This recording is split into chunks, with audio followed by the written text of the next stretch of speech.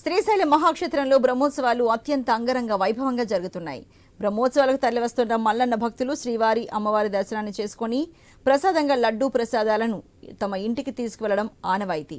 అయితే ఈ బ్రహ్మోత్సవాలకు సుమారు 10 లక్షల మంది భక్తులు తరలి వస్తారన్న అంచనాతో సుమారు 35 లక్షల లడ్డూలను అందుబాటులో ఉంచుతున్నామని ఆలయ చైర్మన్ చక్రపాణిరెడ్డి ఈవో పెద్దిరాజు తెలిపారు. భక్తుల సౌకర్యార్థం మల్లన్న భక్తులందరికీ అడిగినన్ని లడ్డూ ప్రసాదాలు ఇచ్చేందుకు అధికారులు రోజువారీ లడ్డూ ప్రసాదాలను సిద్ధం చేస్తున్నారు. రోజుకు సుమారు 3 లక్షల లడ్డూల చొప్పున తయారు చేస్తున్నారు. లడ్డూ విక్రయ కేంద్రాలు మొత్తం 20 కౌంటర్ల ద్వారా రద్దీని బట్టి క్షేత్రంలో పలుచోట్ల ప్రత్యేక కౌంటర్లు కూడా ఏర్పాటు చేశామన్నారు. అలాగే ప్రత్యేకంగా 3 కౌంటర్లు మహిళలు, దివ్యాంగులకు అందుబాటులో ఉంచుతామని పెద్దిరాజు తెలిపారు.